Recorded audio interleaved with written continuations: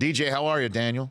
I'm doing great, Rich. So he law tapped out, huh? And Penn State wins a couple games and he can't show up to work. It's just a long season for him. He's got a little bambino at home. You know how that is. Those little kids are like a petri dish. You never know what's going on. So you are joining us moments after it has been reported, confirmed. Mike Silver got it straight from Goff's mouth.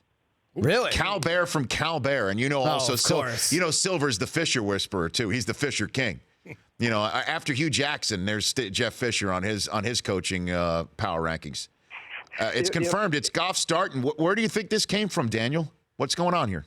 Well, I mean, I just don't know how much longer you can justify rolling Case Keenum out there. I mean, you win a game without scoring a touchdown. The offense really has done a whole lot of nothing, and you spent the first overall pick on a guy. You actually traded up to get a guy. So, you know, I'm all about not putting a guy out there if he's not ready. And that was going to be an adjustment for him coming from the system he came from. But, man, you look at Dak Prescott and what he's doing, you know, coming from a non-traditional offense as well.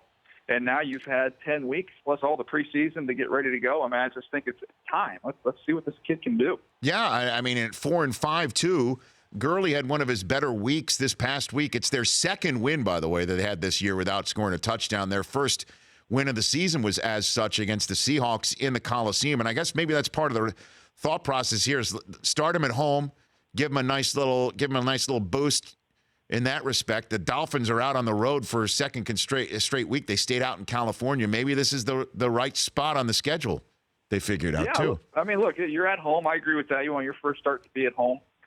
This Dolphins defense, I think, could give them some trouble up front, though. You know, so look, it doesn't matter. I mean, look, I'm excited to see him, but for them to be successful, they need to do a couple things. They need to create some big plays down the field, even if they're not complete. Rich, just take some shots down the field and get your running back going. If they can get Todd Gurley going, then I think Goff's going to have a shot here to do some things. But man, they are just. People ask me, is it Todd Gurley? What's wrong with him? Is he overrated? I mean, good running backs can make one or two guys miss. You can't make four guys miss. I mean, they've got to block better. Well, and here's the thing, too, Daniel. I'm with Daniel Jeremiah of the NFL Network joining me here on the Rich Eisen Show. Here's the thing, DJ, is that in the same way that we've been killing this staff over Goff, if Goff performs well, and then we do have to give him the credit for making sure that he came out of the box as successfully as possible. That said, though, what is truth out of the conversation that the offensive coordinator isn't very good and Wenke, the team that they surrounded Goff with, isn't very good to try and bring a quarterback along? Yeah, I mean, there's two schools of thought on that. Look, I don't think it's a great situation there for any young quarterback. I mean, you look at Dak Prescott's situation, you couldn't be more perfect. When you talk about play caller, offensive line, run game, and weapons, I mean, that's perfect. This is well short of that in every single one of those categories. But if you take a kid with the first overall pick, you know, you want him to be able to make people better around you. And so that's the challenge. When you take somebody with that pick, especially when you trade up for him, you hope you've got somebody out there that can elevate the play of others. And, you know, the Eagles, where they're sitting right now, they're still in the playoff mix. And since Lane Johnson's been gone, they have some holes up front. They don't have a true number one wide receiver. They've got an assortment of backs and tight ends that aren't bad. But, I mean, that's not a perfect situation for Wentz, and he's made it work, and they're competitive. So that's going to be the challenge for Goff and the Rams now. So let's, before we move on to college, talk about the Packers. One of the items I saw on Twitter today that jumped out at me is the fact that Richard Rodgers, who damn near ran a 4.9 40, is not putting his fingers in the dirt. He's basically had only 3 plays this weekend for the Packers where he was lined up as a regular tight end, fingers in the dirt. He's standing up. He's a wide receiver running essentially 4.9. And you're wondering why they're having trouble getting open for Aaron Rodgers. What are you seeing that's wrong with Green Bay? Well, DJ? I watched him this morning, and there's a couple things. Some of it is on Aaron. I think you got to give him a little bit of blame. There's times where it's a quick rhythm passing game. He takes a 3-step drop from the gun. The ball's got to come out on time. You can't hold it. So if it's not there, just throw it away. And he's trying to make something happen and holding the ball and kind of taking some unnecessary sacks. So that's on him. But, man, one of the things I like to do, as soon as the ball is released when you're watching the tape, as soon as the ball is released, just freeze the tape and look and see how many guys are creating separation. and there is very little separation across the board with this group right now. So that's the challenge that they have, and I don't know that you can solve that in season. I mean, you add into that, you don't have any running game. You got receivers playing running back, so it's kind of a mess right now. And I don't think you put it all on one thing or the other. I think there's a lot of stuff that needs to be cleaned up. Yeah, receivers playing running back, tight ends playing receivers. It's kind of upside down for Green Bay, which is 4-5, and then they're on Sunday Night Football in Washington D.C. coming up in week number 11. I've got Daniel Jeremiah at Move the Sticks on Twitter here on the Rich Eisen Show. Okay, so I put you inside the committee room tonight. What do you spit out 1 through 4, DJ? Well, for me, this is who I think the best 4 teams are. Is how I would do it. I would go. Like Alabama is a no-brainer at number 1. I would still go Ohio State at 2. I would go Michigan at 3, and I would go Louisville at 4. I think those are the 4 best teams. Now, obviously, that game, Big Ten game is going to probably end up kicking one of those teams out. So I don't think we're going to end up with the best 4 teams in the playoff when it's all said and done. But just off my eye test, those are the 4 best teams. But what about the idea that Clemson beat Louisville, and that it should not even matter who you think is an eye test, that results matter here? Yeah, I mean, I watched that game along with everybody else. I thought Louisville was not at their best. I thought Clemson, I hate to use the word that they were lucky to get out of there with the win. It's at home, and I thought the way Louisville kind of kicked into gear, they were rolling. The clock ended. They lost the game. I don't pretend that they didn't, but I still left that game thinking Louisville was a better football team, and I think in my opinion, they're much better at the quarterback position. So, what's the chances that Houston throws a monkey wrench in this whole thing in a couple days against Louisville?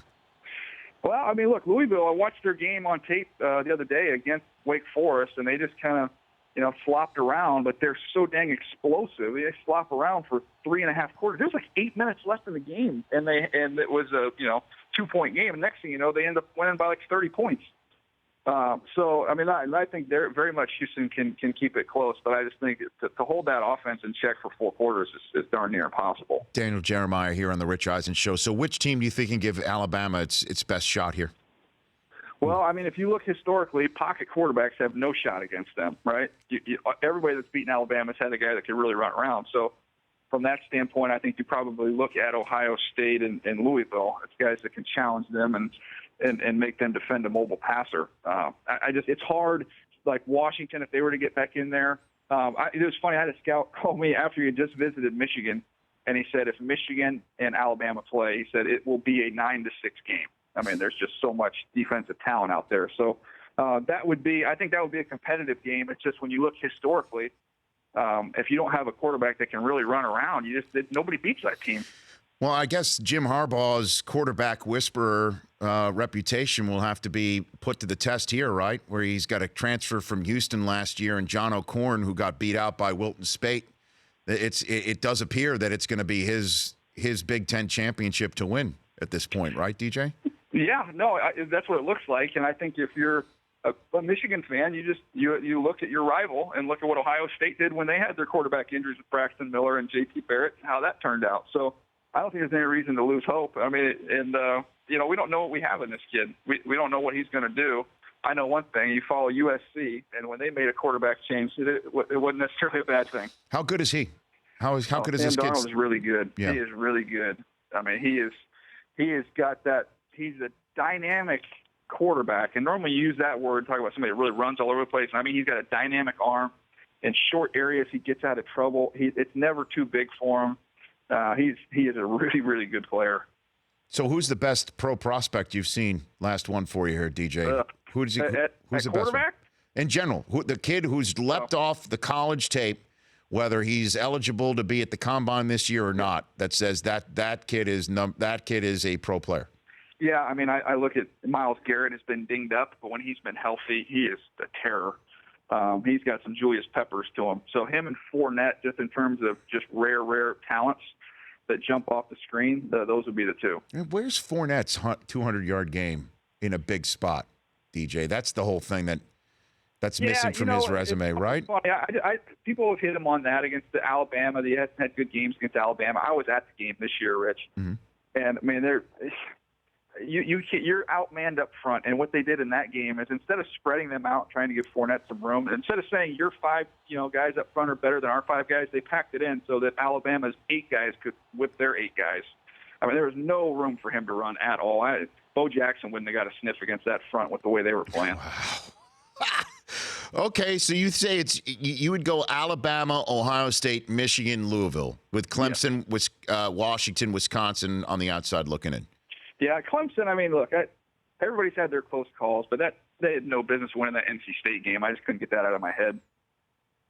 DJ, thanks for the time. Appreciate it, brother. All right, take care. You got it. That's Daniel Jeremiah at Move the Sticks. The Rich Eisen Show, weekdays at noon Eastern on Audience.